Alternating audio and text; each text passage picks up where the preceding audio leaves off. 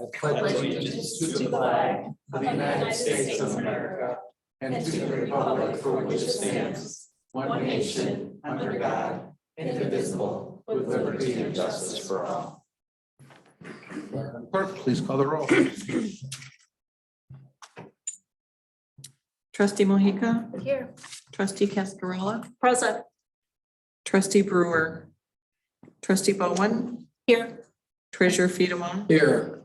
clerk Clark is present, supervisor Fletcher. Here. You have quorum. Thank you. A motion to excuse trustee Brewer. So moved.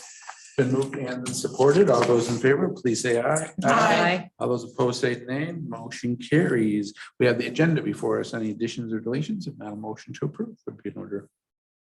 Motion to approve the agenda as presented. Thank you. Is there support? Support. There is support. All those in favor of approving the agenda as presented, please say aye. Aye. All those opposed say nay. Motion carries.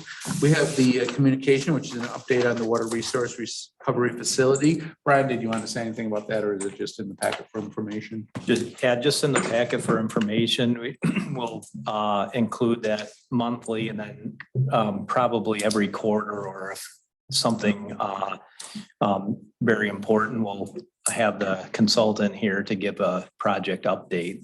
But it's right now it's just some pictures, and we're moving dirt and kicking things off. Great, thanks. Moving dirt. Public comment. Anybody here in the audience want to speak this evening on anything? Not seeing anyone.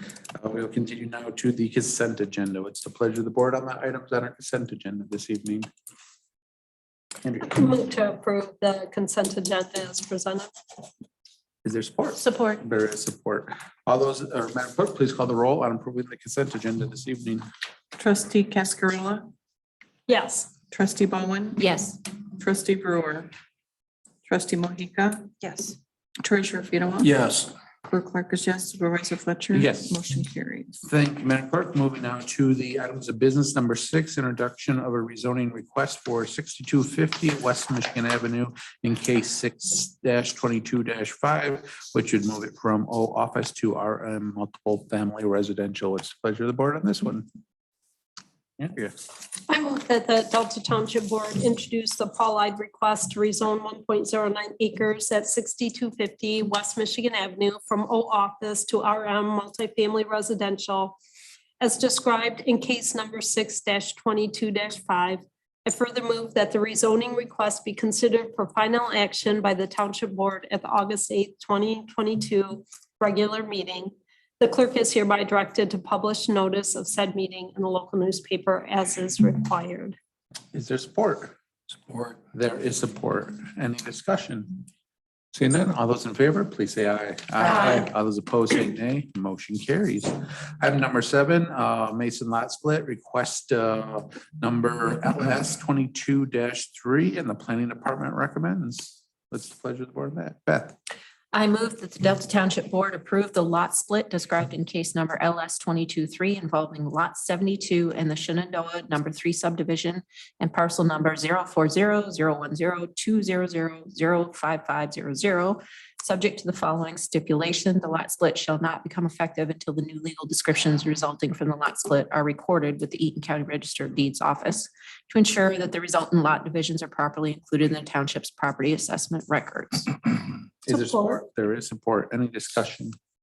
Seeing none, all those in favor, please say aye. Aye. All those opposed say nay. Motion carries. Item number 8, the pole lot split and request LS 22-4. What's the pleasure of the board on that one? Dennis? I move the Delta Township Board approve the lot split described in case number LS-22-4 involving lots 51 and 52 of the Canyon Hills subdivision, subject to the following stipulation. The lot split shall not become effective until new legal descriptions resulting from the lot split are recorded with the Eaton County Register of Deeds office to ensure that the resultant lot divisions are properly included in the township's property assessment records. Is there support? Support. There is support. Discussion. I have a question. Gary, I just had a quick question that I thought of after we had talked before. So we're creating what I perceive as a non-buildable lot.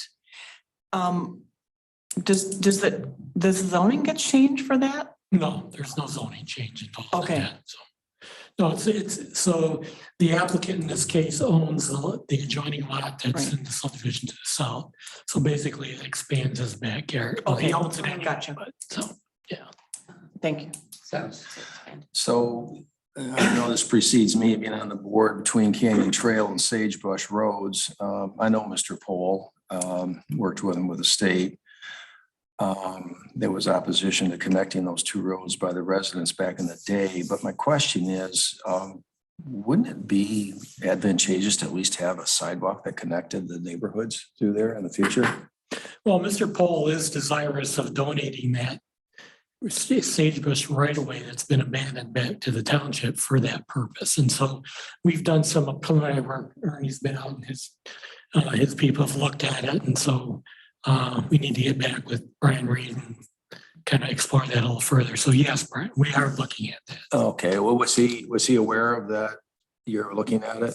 Yeah, he's been aware of it. Oh, okay, well, next time I see him, I'll put a plug in his ear. All right, thank you. So, yeah. Yeah, if I may, Gary, just a question on that, and to your point, Treasurer Fedewa, there's not any kind of paved pathway there living in the subdivision, and cutting through there is kind of a Sure. dirt pathway that's created because a lot of folks do cut through, especially to get over to the park. And Clerk Clark had made a comment about that being non-buildable. Is it because there's not enough frontage? It needs to have road access. So that segment of sagebrush that used to abut lot 51 is abandoned. And so it Technically would have access. would not those. have any access. So again, Mr. Pohl owns the property directly to the south of lot 51. It's basically his expanded backyard area. So, Yes, okay, thank you. yep. Any other questions? No discussion? Okay, all those in favor, please say aye. Aye. All those opposed say nay. Motion carries. Managers report. What do you have for us this evening, Brian? Thank you, Mr. Supervisor and board members. Just a couple things. Reminder, we have music in the park tomorrow at Sharp Park, 7 p.m. Jacob Moran. Also, one kind of exciting piece of news as we try to expand our publications and some of the projects and needs.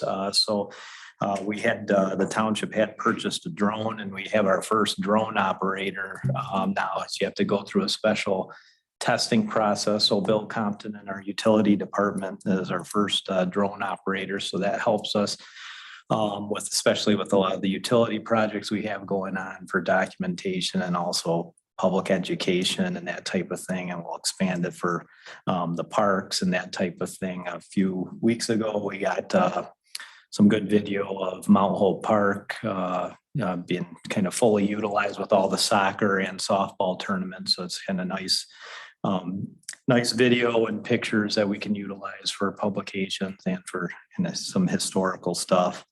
And lastly, this is Alana's last week.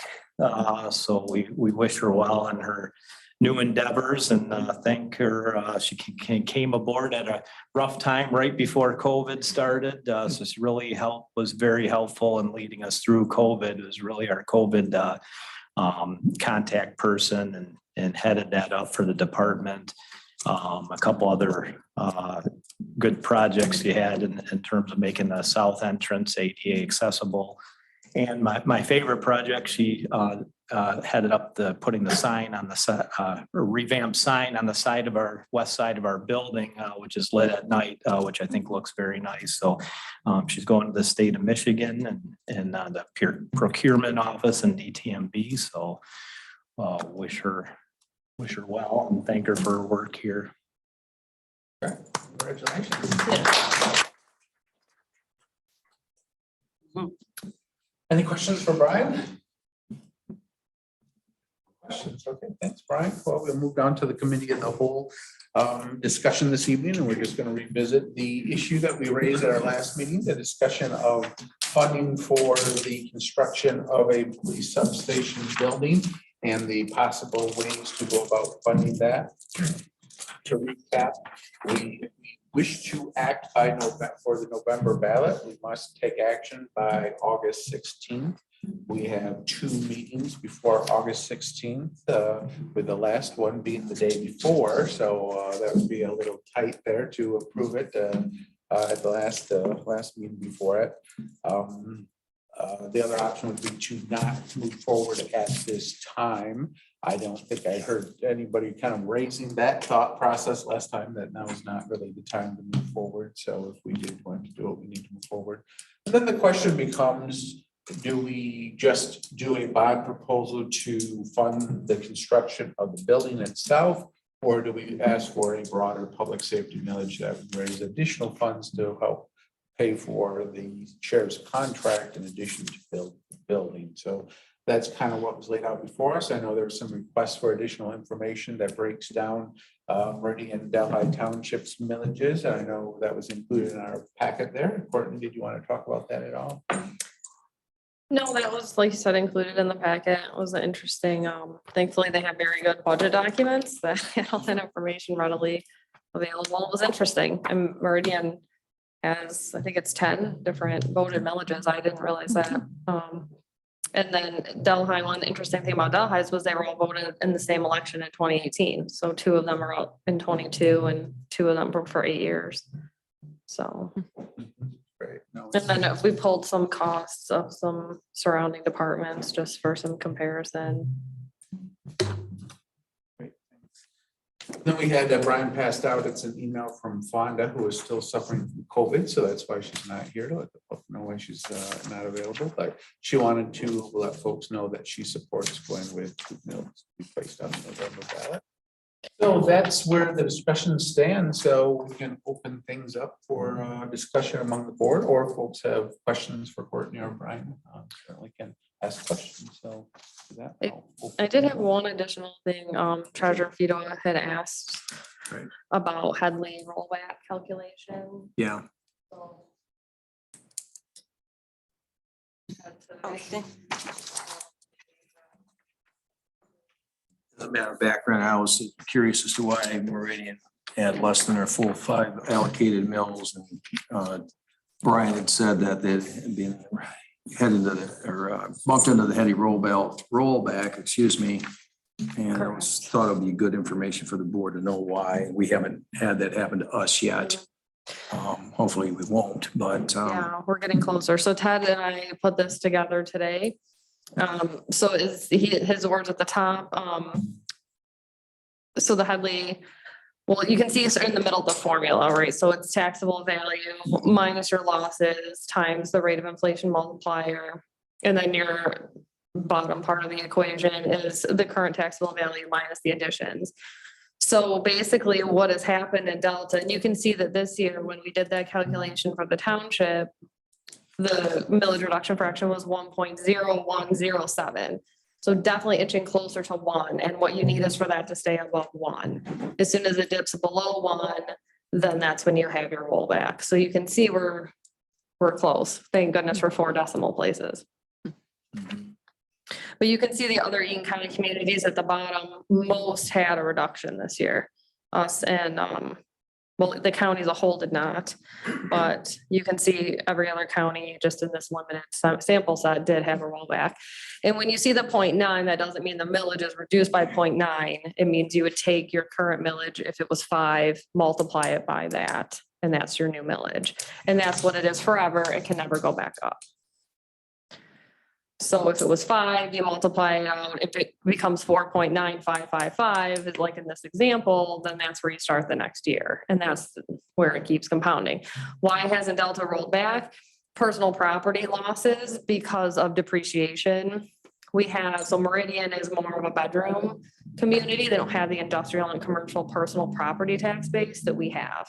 And so as you can see, the $17 million reduction losses we had this year, that's depreciated personal property to a large part, or personal property that's been moved out of the township, or, you know, but mostly depreciated personal property. So as there's less personal property because of the changes to the personal property laws, that number is going to be, could reduce. Especially, you know, if the minor personal property comes off in that legislation, industrial personal property is inching its way off. And then they phase out anyway, right, over for like 5 or 6 years, with the current schedule, the depreciation of the personal property. Correct. Well, so you have the industrial personal property, right, which is phasing out. That was the law change. But then when you buy a piece of equipment, you depreciate it over, let's say, 10 years, 20 years, depending on its serviceable life. So every year its value is reduced. And we have several large construction projects. We have the battery plant going in. We have Amazon. Would that then likely continue the personal property loss for the next succeeding years and keep us? So, below well, that? that's a good question. So the battery plant is not our tax base. Okay, They pay taxes to That's good. Lansing when they do pay 420. taxes, which will not be for like 17 years. yeah, So, but Amazon and Meyer are probably the largest ones, but there's that legislation that might exempt some of their automated, I forget the fancy name, but the automated picking systems. That was one thing we'd mentioned as a possible reduction. So if something like that does not come on the roll, then it's right. not gonna come off the roll either. I understand. They As a tried it. loss. They tried it again. I don't think it went anywhere, but it's not. Yeah, I haven't seen Who knows it what recently, happened but in Lame Duck. Thank you. But just to follow up to that, but with Amazon additional, well, I don't know if what plans are with Meyer, but at least with Amazon, with that facility going in, we'll see an increase in PPT right. revenue. Mhm. If it's not exempted, correct. Right, I mean, Yeah. we don't know what's gonna happen Mhm. legislatively, so I think you can't really speculate on that. We know Amazon's going in. Yeah. Sorry, do we know on the Headley rollbacks, do we know when those occurred? And that only affects that kind of base operating millage, not the, or does it affect these other, like if Delta were to have a public safety millage, is that impacted by the rollback as well? So Yes. it's kind of spread across all of those? Correct. The only, that fraction is applied to all millages except for debt. And then, okay, thank you. That's helpful to know. And then my other question is, so you were talking about Delta compared to some of our neighboring communities that have had rollbacks. And where we benefit because we do have kind of that PPT base that Mhm. has had some losses that we can use to offset to keep us from, to avoid us being forced into a rollback. But given that, because of that nature, is it fair to say that I don't know if it's strictly residential, but at least for sure on the residential side, residential property taxpayers carry a higher burden because they don't get the benefit of, they're not impacted by PPT, but it's keeping us from any kind of rollback where it might otherwise occur if there weren't those PPT losses in our community.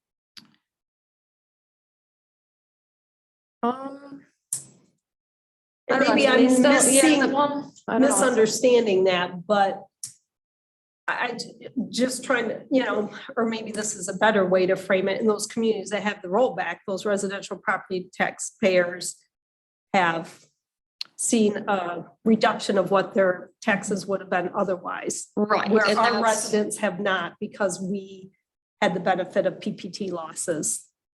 Keeping us from rolling back. Yeah. Yeah, you could say that. I think that's why you've seen the other communities get into the special millage game a little bit quicker because you can see, it was pretty significant level of rollback, especially in that fractional reduction. And so once you have a rollback, it doesn't impact every year. It could potentially be impacted. So if you add a new millage, then that's all reevaluated and could. So whether it's some special millage or not. Yeah, I so guess- so every year the assessor does the same formula. So if we had, like the ambulance, right, we kind of haven't talked much about the ambulance millage. The ambulance millage isn't 1 anymore, it's 0.9. Because there was a rollback at some point that the ambulance millage has existed. Okay. And so that's why our millage is not 5.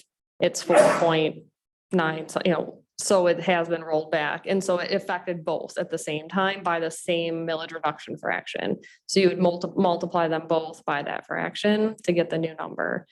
So, yeah, and that would definitely impact the special millages. Does it ever get in a situation where a new millage can theoretically like negate itself because it forces a rollback? No, because it's not baked into the equation, because the equation is just taxable gains and losses and the inflation multiplier.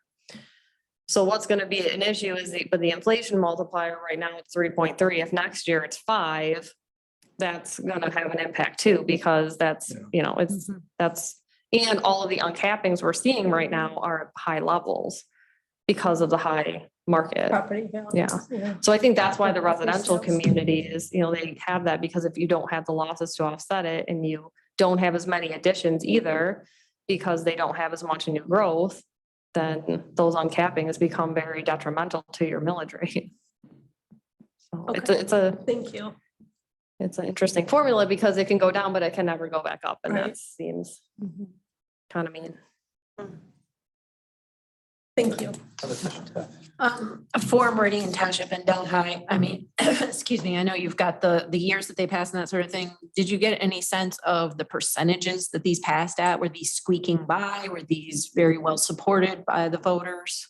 I read a few of the articles and I didn't see anywhere Where were they said, close. so Yeah, that's or something we'd have where to it look sounded close. No, then the Delhi ones, I mean, I was surprised they passed 4 in one Yeah. ballot in 2018. I mean, that was kind of impressive. Yeah. And the Meridian ones are kind of all over the place as far as the years and when they come up. But I thought it was interesting that their police and fire, the 2 separate ones are both 16 years, which I thought was an interesting choice. Not 15 or 20 or. Yeah. Yeah. Yeah. So to go back to what we were talking about there, so knowing that government works on money from taxes primarily. So not only would we see our base operating millage go down if the inflation goes up and we lose this, but if those bills go through and we lose that personal property tax, so we could lose that tax, then it could cause us to lose even more tax if the multiplier That's the down. issue. Yeah, it doesn't really Yeah. work to our advantage. And I think on the form, or no, I didn't include that one, but some of the things that already we know coming off are the personal property related to the caterpillar. So they changed how they value, because before you could assess all the equipment they had available for rent, and now it's an excise tax of some sort. And then they increased the small parcel tax exemption to 180,000 or 160,000 in value. So that will have some effect. So, it gets chipped away at, as we all know. Okay, well, then I think it's something, it's interesting to me, looking at this, you've got for Meridian, you have CATA, community services, fire, land preservation, parks and rec, pathways, police.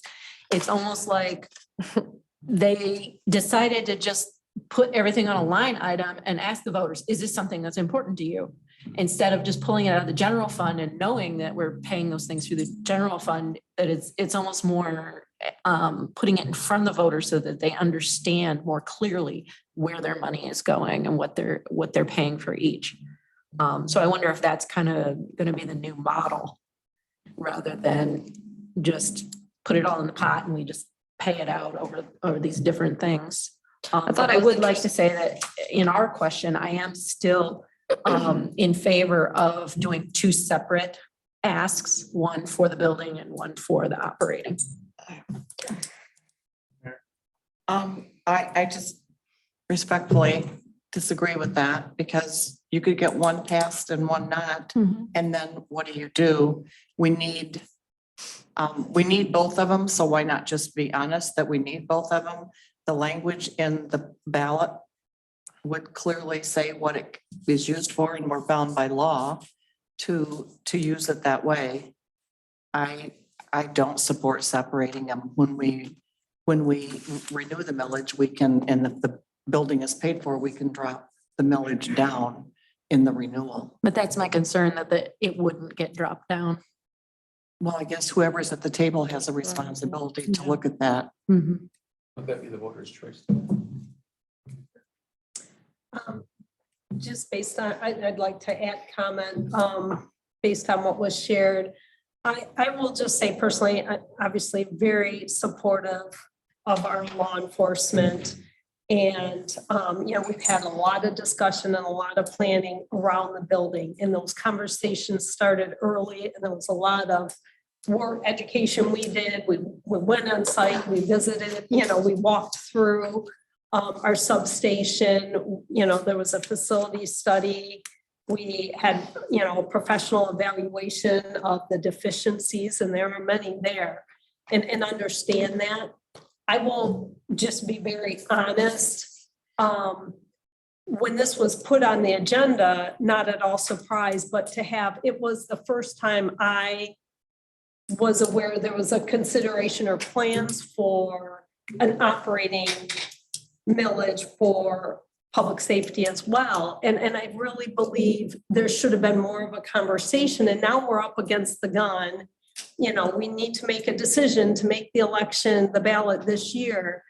And my personal belief is that while I'm extremely supportive of the deputies that serve our community, and I know it's important to our residents, I do have concerns about the impact it has on our seniors. Those are on fixed incomes and low incomes in our community. And we have been a very inclusive community that I think can be enjoyed and supports a broad spectrum of those, with different income levels. And I take a lot of pride in that.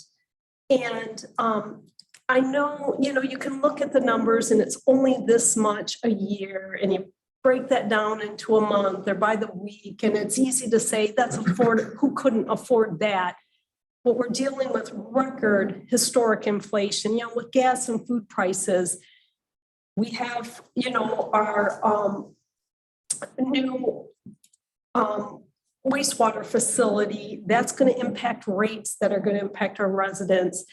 Property taxes are going up because of the changes. There are and it's all these little things that are, and there are many people, and I think probably for all of us, this is something we could afford, but there are members of our community that struggle in making ends meet. And I do worry about that, and having one millage request for all of this, and especially something that, and I'm not saying there isn't a need. I understand the growing pressures on our general fund. I just have deep concerns about those in our community that will struggle with, and are already struggling and will continue to struggle with additional costs. And I'll just kind of leave it at that. I just feel the timing is really difficult because of that. And we've stepped back on some other decisions for investments for the township because costs are going up, and knowing and hoping circumstances will be different. And I know there's no guarantee, but I feel I just have a lot of apprehension about a 2 mil proposal and how that impacts what may be a minority in our community. And that's not to say this wouldn't pass if it went up for a vote. But I think their voice gets lost in this, and it's just a concern I have because of the circumstances right now. The thoughts, Dennis? So have we really exhausted all other potential revenue options that that we could consider or may be forthcoming, like on the federal level through the pass-through? I didn't see anything in this proposal of using any capital funds that we've set aside. It was just a proposal to go into debt for the building and have a millage to service the debt, and then another mill for operating. I didn't see anything about like an offset to lower the cost for the building itself with an infusion of a million or two of capital outlay. Was there any thought or consideration of that within our auspices, or was there any discussion about maybe there's going to be some infrastructure public safety revenue pass through federal, state that we might be able to earmark towards this end? Yeah, I mean, our capital funds don't really have, I mean, yeah, you could put 1 million or maybe towards it, but it's not, I mean, it's impactful, but it's not gonna lower it like substantially, especially because we don't even know if this is gonna be the true cost yet because of course, inflation. But the, we have not seen anything yet about any infrastructure. We, put feelers out to like, hey, if you hear that there's going to be public safety related money, but it's a lot of water and sewer. We haven't seen any, substation or sheriff facility type. It doesn't seem to be their area of interest as far as the federal dollars go. It's, it's a lot of water and sewer. So you're saying it's more or less for those public health projects? Right, there's roads, I mean, you've seen it come through transportation dollars, that's a big one, transportation, water, sewer, infrastructure, but we haven't seen anything for any building, not city offices, township offices, really fire station, really any facility type grants yet. And we have submitted this project to the state for a couple years now to Representative Whitwer for the budget process. We've submitted it to CapCog, our kind of local regional government or council of governments. So that's on kind of that list as they kind of advocate for projects. I think Courtney kind of nailed it. As from the federal level, we haven't seen anything. I mean, we try to be aggressive with that funding, but there's, banking on it is probably not something that we would do. Karen first. No, So Courtney, if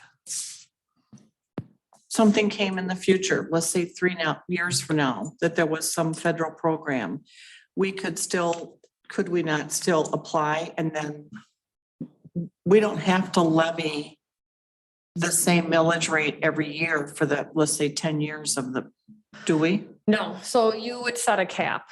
Okay. So the cap would be 2, and then you could, so that is Go one below it. benefit to the millage Mhm. over the bond issue, because if you sell the bond, you have the money, and you have to use the money for that purpose. You can't. Correct. That is, very specific. If you do the millage, just the general public safety millage, yeah, I mean, you could decide to do, you could pass it at 2, but do it at 1.5 or 1.7, you can control what you levy. It just can't be more than 2. Okay, thank you for that. And the reality is the costs for us for public safety have been increasing considerably. And I've already had my say in a previous meeting about how part of that is happening and who's responsible and who isn't, but nonetheless, we are left paying for that. And I don't think we're doing our residents any service if we make a decision that we're willing to sacrifice the level of public safety that we offer our community, which will happen if we don't. Well, something will happen. Sooner versus later if we do not act. So last year it was difficult for operating revenue to cover operating expense, which we talked about. This year it's not any better. As I showed you, even the millage increase that we received, it gets eaten out very quickly. So where the cuts come from, so that operating meets, operating revenue expense. Cause yeah, I mean, we can definitely just do the millage for the building, but then it's going to be a difficult discussion about, okay, so we are not going to be able to do everything. I mean, the board's been very supportive about people needing extra staff and honestly, the operating revenue and expense means no capital projects either, because unless they're, pretty much fully grant funded, we can exhaust our capital savings. But in the end, that's going to go away. And if there's not any money to put back in there, we've really been benefited greatly by the stimulus funds, which we're using for ambulance and fire purchases, because those would have been very challenging. And if we eat up the money and don't put any money back, that's not gonna be a good habit to get into. But yeah, I get the timing is not. I stay where I was at the beginning of the meeting. I support 2 mills as a combined single millage proposal. A question for Courtney. You laid out the specific voted millages for Meridian Township. And these are millages, but in terms of, and there's breakouts for police and fire, and even disregarding the debt service for the fire station. They have 3 millages for operating for the police and fire. I know some of it's for legacy costs and earmarked for A little that bit of like that. capital. But do we know how much of their operating budget is also supporting the police and fire operations? In addition to the millages? I mean, I didn't ask you that. I apologize. Well, I know, let's see, so they pay 6.5 million a year just for police. So, I mean, they definitely do not cover it with these millages. I can't tell you the dollar amount off the top of my head, but I know they do not cover it. It was just a way to cover a portion of it.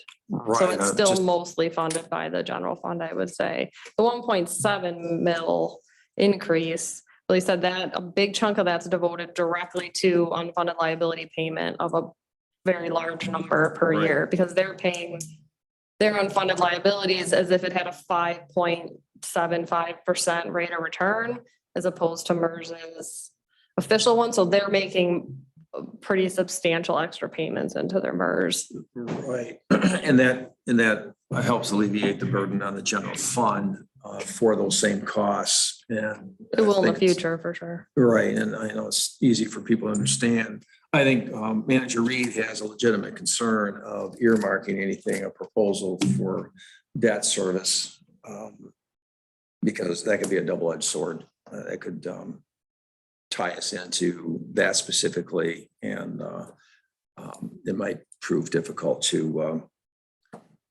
in future negotiations when it's tied to something like that. However, I am curious as to really what the percentage of their other voted millages are for their total operating costs for police and fire versus what is coming out of their general operating millage. Yeah, I can The find that general and fund. send it out. Yeah, just and I don't- apologize. I should That's have fine. asked you for that breakout before. Yeah, it's all in their budget, so it's very accessible. And I can find that. that, to me, that would be at least some sort of indicator of like, are we on par with what Meridian Township has done? Are we still below what Meridian Township is doing? Or are we out in left field? I think that might be information that would be useful to know. Yeah, I would just, and not saying these aren't good questions, Treasurer Fito, I would just caution the board when, in making comparisons are always good to kind of get the lay of the land, but every community has kind of, extraordinary circumstances. So kind of using it as an apples to apples comparison or best practices, I'm not sure. And not saying that's what you're asking for, but I'd just caution in terms of those types of comparisons for, because they, with, funding their unfunded liabilities, it's a different, I guess, a different scenario than we're under. Well, yes and no. I would just say, we don't seem to hesitate in always illustrating our low millage rate in comparison to our surrounding communities. That always seems to be something that we talk about. And if we're seeing another community that's pretty much on par with Delta Township, with a little bit of different base and a little different spending history, a little different of unfunded liability history that they have. And we have done stuff proactively on our own and managed it probably quite well. I suspect the result of that comparison would actually be complementive of Delta Township, of where we're at. It might give some people on the board or even the general public some comfort level. I'm just saying that. It's just an open comment. Meridian Township's 2022 expenditure summary on their approved budget here for public safety from the general fund is 14 million.7. So that's an expenditure from the general fund. Yeah, that's just, but I'm concerned about Yeah. the percentages, you know. And they do bring their police and fire millages into the general fund, so. Yeah. They don't hold everything in special funds. Well, they hold a lot of stuff in special funds because there's a lot of millages, but not those two. Right. But what we saw here was their budget for their police on your table here is 6.5 million. So then fire is separate from that. But that's not quite half. Am I missing something here, Courtney? Because when I add up all of Meridian's, what you would define as public safety, so their police or fire or their combination of all of that, it's 2.9126 mils. And their total levy is 10.4499 on this chart. Delhi's public safety categorized mills are 3.4644. And their total levy is 8.7206. Our, if I'm not mistaken, our total levy is just under 6 mils with our general. So we're just under 6 compared to 8.7 and 10 basically 10.5. Am I on track or am I missing something? Yeah, no, that was on the, in that millage summary from the last meeting. The local millages, Meridian's was 10.64, Delhi's was 8.7, Delta's was 5.9. That's correct. So, you know, it's just because they levy those millages, they also put general fund dollars towards it. So that's what to Treasurer Fito's point isn't, I don't know what the equivalent millage, it might be 2 mils of Meridian's 4.1 that's still going towards public safety. I don't have that. Well, I appreciate all the work that both Brian and you and everybody had put into, bringing these options before us. We had originally took steps to help with our long-term financial standing when we did the franchise fees. And then unfortunately, a judge disagreed with that. So that kind of now put us back to looking at the long-term sustainability of providing the services to our public that they have come to, appreciate and in some level expect moving forward. I agree with Andrea. I was concerned about the timing. We've got high inflation, we have high gas prices. It's not the best time to be going forward with this. And then also the fact that the costs have escalated from what it would have probably cost to build the building a couple of years ago. If we had gotten this done sooner, it would have been done already. So looking at that, it's like, okay, is really now the time to act? But the problem that we have is that this has been something that's been an issue for a long time, and it has been, pushed off for an extended period of time now. We don't know what's going to happen in terms of next year, in terms of whether construction costs will go down at all, whether that inflation will go down. And quite frankly, there's folks that are talking about, you could head into recession. So I don't know if things are going to get any better necessarily next year or the year after. So do we just do nothing and wait and put it on hold, or do we go forward and let the voters decide?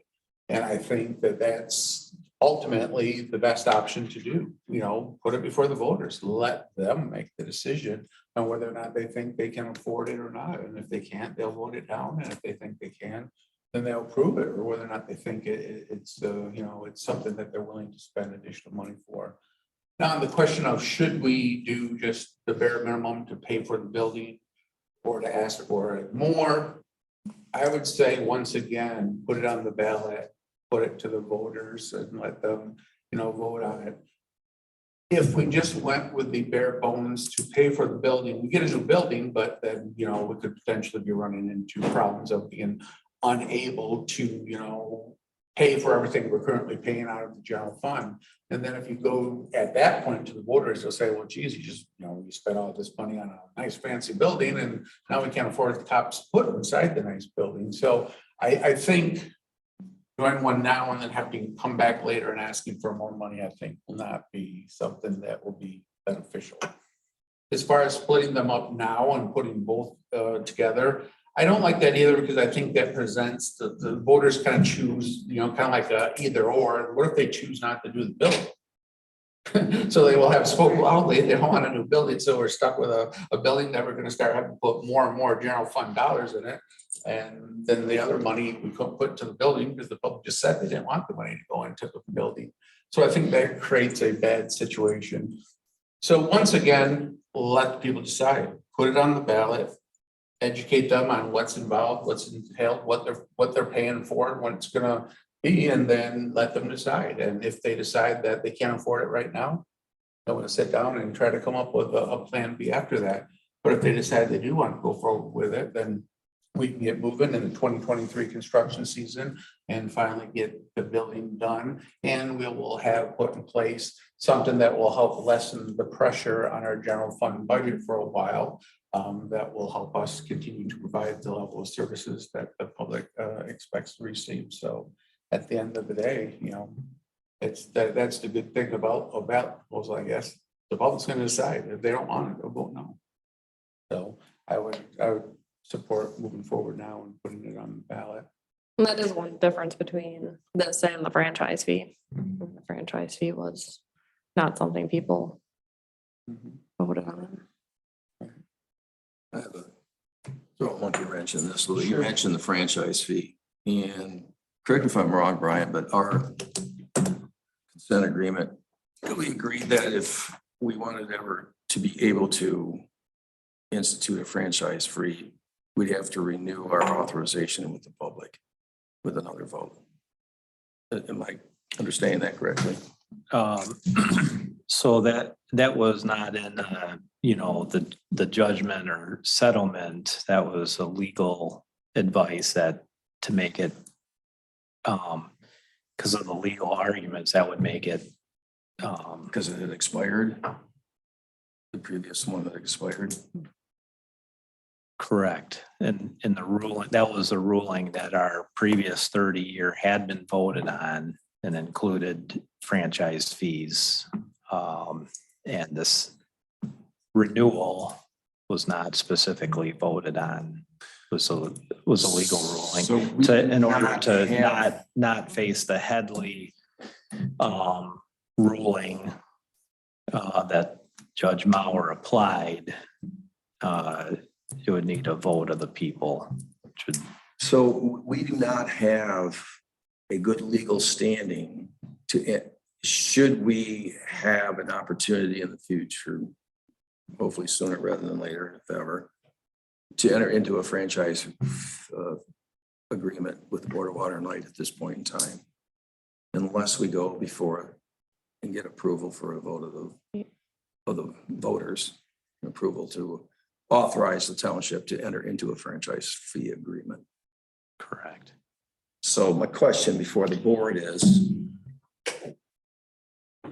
with this opportunity of, should we consider putting that, basically it's a renewal, a reauthorization of the franchise free ability of the township to enter into franchise fee agreement sometime in the future, should circumstances allow us to do so, and it'd be advantageous, rather than waiting and then, oh, it's a good time to do it, and then place it on the ballot and wait another year, whenever that may occur.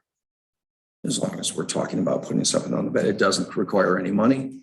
It's just an authorization to enter into a franchise fee agreement with the Board of Water and Light if we wish to. I think at this time right now, it just complicates the issue because I don't think that necessarily you'd want to go forward with that now. And then how do you, that the argument against it in the first place was that we should just go to the voters and say what we want and have them vote on whether or not they want something.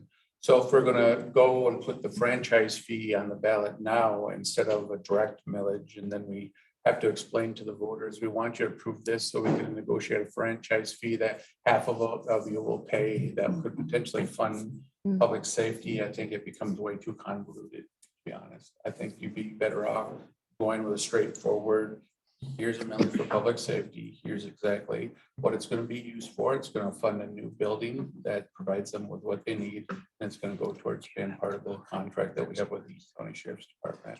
It's clear, it's straightforward, and it addresses, quite frankly, the arguments those who were opposed to the franchise fee is that they wanted to be able to have it clear, voted on, and everybody paying for it.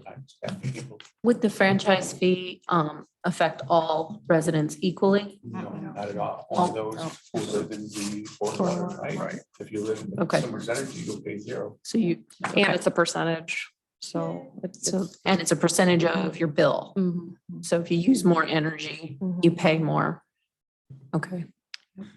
Well, something that was passed out here before the meeting, and it looks like the County Ways and Means Committee has voted on or planning on voting on a ballot proposal for county parks and open space millage question.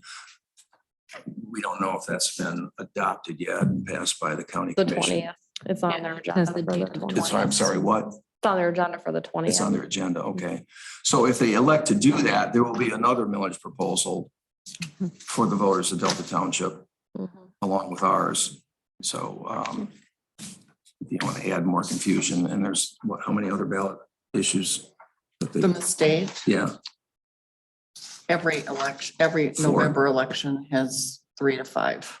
all right. So there's always a number of ballot proposals there, There will never be a blank right? white space on the back of the ballot, no. So Just hope it stays on one ballot. Well, my concern about putting the operating costs and the building together in one question is that it's like asking someone, do you support A and B? Well, yeah, I support A, but I don't support B, so I can't say yes to the whole thing. And if we get enough people that say no to the whole thing, then we get nothing. But if we put it as two separate and enough people say, yeah, I support this, but I don't support this, at least we get something. rather than starting. from Rather than, scratch. yeah, You then just it may not all get your goes building down built. and. Hmm? You just may not get your building, and then you can't really do anything else to fund it, and once they say no. May not get that either.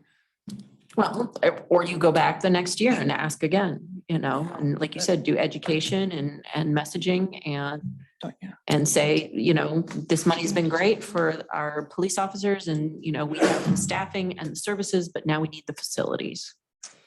Which, and you could, if they voted on the 2 mills, Mhm. that would just a lower one than the next, well, or split it up, if they say. We're saying something, right? Well, I want to tell you, how I've been kind of struggling with this because obviously I've advocated for revenue. And that's why I bring up the franchise fee. That's why I bring up other things and whether it's, retail cannabis shops or whatever. But, I am conflicted by this. For a variety of reasons, and a lot of them that are beyond our control and they're macroscopic in nature. And I think it is, yes, you can put half of it's for the building and half of it's to supplant general fund, because that's what's going to happen. And to play a devil's advocate, well, all right, could we be criticized? You're raising the special millage for the sheriff's contract, but yet you're saving general fund and you're spending it somewhere else. Is this the lottery shell game again? And I just, that could be whether they're together or separate, that criticism, playing devil's advocate on that. But for the purpose of transparency, I agree with trustee Bowen, is that if we're going to do this, I'd rather see two separate ones. And you know what? We might get a building and we may not get an operational. I think the chance of us getting a building is higher than an operational. But if we put it all in one lump sum, 2 mils is a chunk. It's a chunk of change. And it can be easily distorted as to really what it costs. And, you know, but there's all these ballot proposals. People get confused. And what do they lend themselves to vote towards if they are confused? They vote no. That's what they do. So again, this is not a right or wrong, but I'm in the position that if we're going to vote for this, they have to be separated out. Well, so I'm sharing any thoughts. No, well, let's go down the table here and see where everybody stands and see where we're at. Karen, what's your preference? I think they should be together, not separate. And you want to go in November? Yep. Do you have a rationale why? I just think that, I mean, we've been talking about this for I don't know how many years, and I think that we need to do it.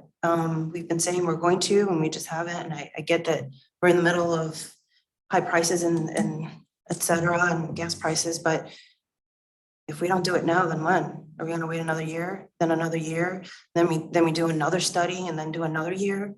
When are we gonna do? We've been talking about this for like at least 5 years, as far as I know. 14. At least, right?